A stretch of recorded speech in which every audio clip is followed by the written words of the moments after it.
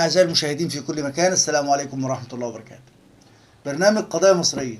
كنا وسنكون سفراء للحقيقة أينما كانت، ونبحث كل المشكلات ونحاول حلها بموضوعية وشفافية. مشكلة اليوم تداولت على السوشيال ميديا.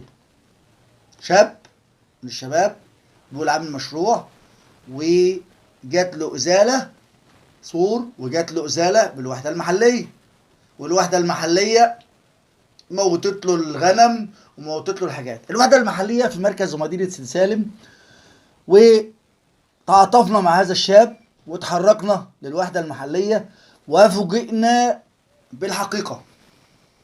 الحقيقة ان هي مساحة كبيرة وما فيش اغنام ماتت.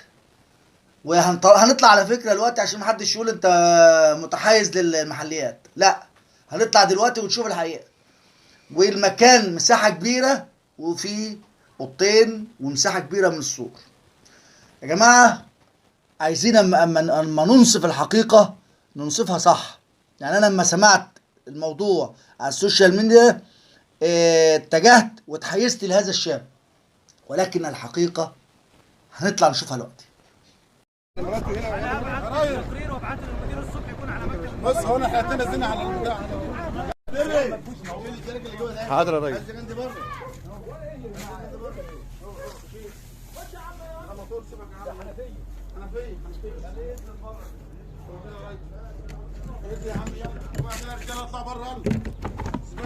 يلا يا عم يلا اطلع.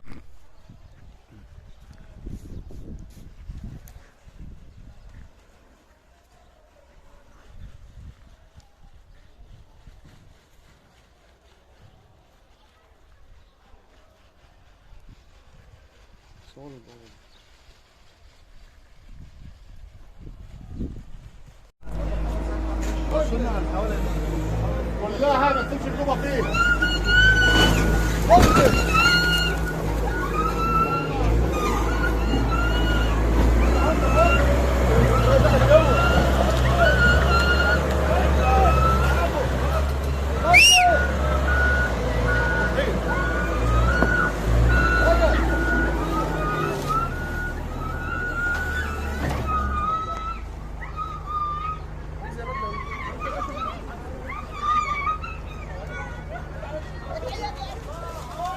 رشدي هات بره، قول وقع لبره. تعالى تعالى كلمني بقى. خد يا رجاله.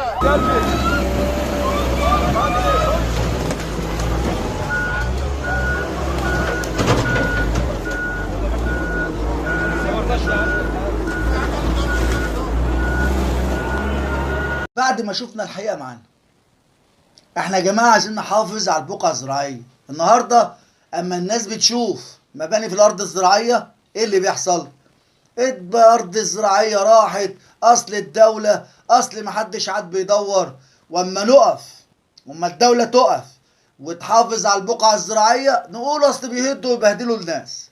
لا، احنا عايزين النهاردة نشوف الدولة تسيب شغلها واحنا نساند الدولة. الارض الزراعية يا جماعة لو راحت محدش يسأل الاسعار فين، لان بالفعل احنا من ضمن الناس اللي بتغلي الاسعار. الارض الزراعية اللي بتجيب الرز، الارض الزراعية اللي بتجيب الغلة، الارض الزراعية اللي بتجيب القط، الارض الزراعية اللي بتجيب الفول، الارض الزراعية اللي بتجيب البرنجان، الارض الزراعية اللي بتجيب الطماطم، الارض الزراعية اللي بتجيب البطاطس، الارض الزراعية اللي بتجيب البصل. الارض الزراعية هي البقعة 3/4 مصر. الفلاح المصري هو اساس مصر، هو اساس البلد. فهنا لو راحت البقعة الزراعية انتهى كل شيء. عايزين نشوف ونساند ونقف مع بلدنا. تحياتي لكم، احمد جويش.